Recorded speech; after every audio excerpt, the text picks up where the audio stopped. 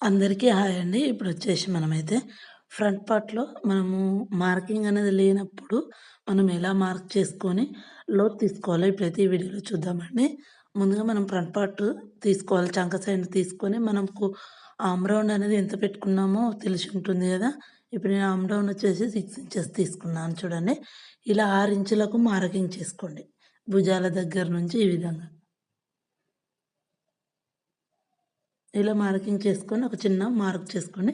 మళ్ళీ అటు సైడ్ వచ్చేసరికి చూడండి అక్కడ ఎలా అయితే కట్ చేసామో దానికి ఈ విధంగా మార్క్ చేసేసుకోండి. చూడండి ఇలా మనకు ఫ్రంట్ పార్ట్‌లో మార్కింగ్ అనేది లేనప్పుడు ఈ విధంగా డ్రా చేసేసుకొని చూడండి హాఫ్ ఇంచ్ అయితే మార్క్ చేసుకోండి. చూపించే విధంగా. చూడండి ఇలా హాఫ్ ఇంచ్ మార్క్ చేసేసుకోండి. ఇదొచ్చేసి ప్లెయిన్ బ్లౌజ్ అండి. అంటే లైనింగ్ బ్లౌజే కాకపోతే క్రాస్ కటింగ్ కాదు. సాదా కటింగ్ బ్లౌజు. ఇలా సాదా కటింగ్ బ్లౌజ్‌కు పైనుంచి నేను చూపించే విధంగా చూడండి ఇలా మార్కింగ్ అయితే చేసేసుకోండి. నేను ఎలా కట్ చేస్తానో అదే విధంగా కట్ చేయండి. అలా కట్ చేయడం వలన ఫ్రంట్ పార్ట్ అనేది ముడతలనేది రాకుండా చాలా నీట్‌గా వచ్చేస్తుంది. చూడండి ఈ విధంగా. ఇప్పుడు నేను ఎలా అయితే కట్ చేస్తున్నానో ఆ విధంగా కట్ చేసేసుకోండి. చూడండి ఈ చిన్న పీస్ తీయడం వలన మనకు ఫ్రంట్‌లో ముడతలైతే రావండి. చిన్న కచ్చకైతే పెట్టేసుకోండి.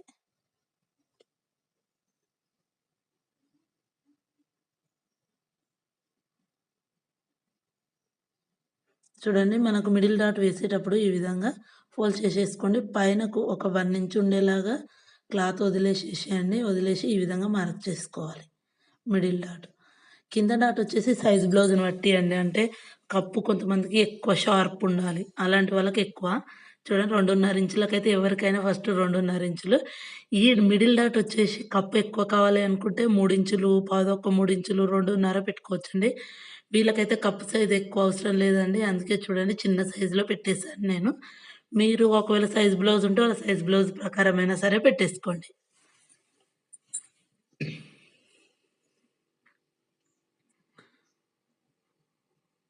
ఈ విధంగా మార్క్ అయితే చేసేసుకోండి. ఓకేనా? ఇంకొక టిప్ వచ్చేసి చూడండి మనకు ఇప్పుడు ఫ్రంట్ పార్ట్‌లో మనం ఒకటి కచ్చపట్టి వేసినప్పుడు కొంచెం బ్లౌజ్ అనేది లూజ్‌గా వస్తుంది కదా! నెక్ దగ్గర. అలా రాకుండా ఉండడం కోసమైతే చూడండి ఇప్పుడు నేను మార్క్ చేస్తున్న విధంగా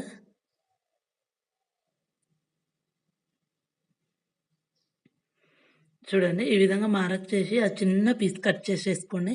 అప్పుడు మనం ఉక్సుపట్టి, కాజాపట్టి వేసినప్పుడు మనకు నీట్ ఫినిషింగ్ ఉంటుందండి. ఫ్రంట్ సైడ్‌లో లూజ్‌గా రాకుండా పట్టినట్టుగా చాలా బాగా వస్తుంది. ఒకసారి అయితే ట్రై చేయండి ఈ టిప్పును.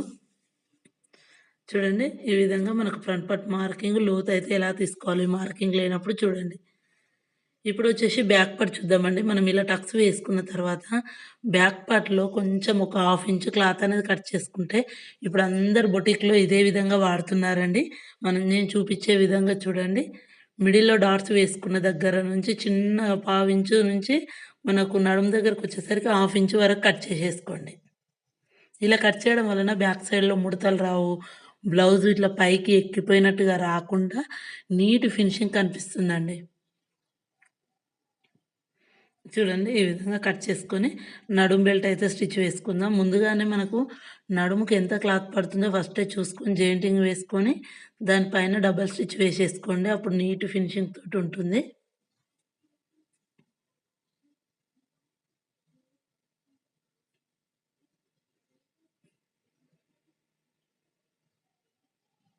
చూడండి ఇలా మొత్తం సేమ్ నడుము బెల్ట్ రెడీ చేసుకొని, మనం ఎంత ఖర్చు పెట్టుకున్నామో ఆ ఖర్చు ప్రకారం నీట్‌గా కుట్టండి.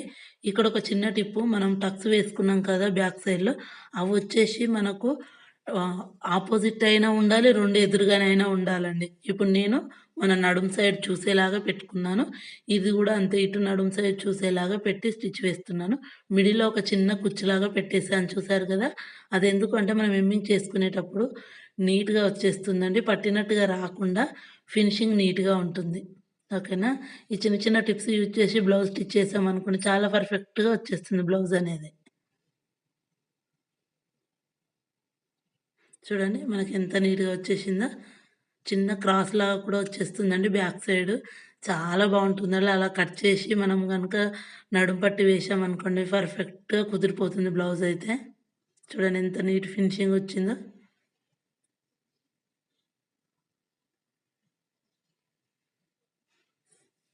ఇప్పుడొచ్చేసి మనం భుజాల జాయింటింగ్ అయితే చూద్దామండి.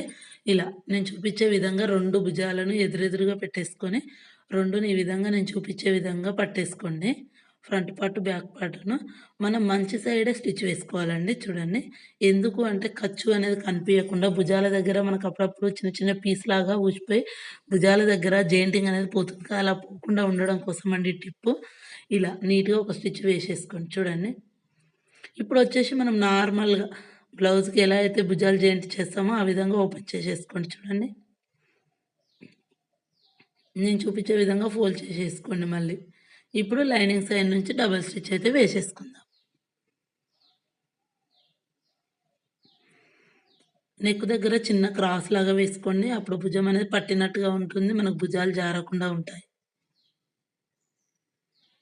ఇలా క్రాస్‌గా స్టిచ్ వేసేసుకొని మళ్ళీ దాని పైన నుంచి ఇంకొక స్టిచ్ అయితే వేసేయండి. ఇలా ఈ చిన్న టిప్ వలన మనకు భుజాలనేవి చూడండి ఎంత నీట్‌గా ఖర్చు అనేది కనిపియకుండా పర్ఫెక్ట్‌గా వస్తుంది. నా వీడియో నచ్చితే ఒక లైక్ అయితే ఇవ్వండి. నా గొంతు కొంచెం బాలేదు. అందుకే ఇలా వస్తుంది. వీడియో నచ్చితే తప్పకుండా like, share and subscribe. Thank you for watching.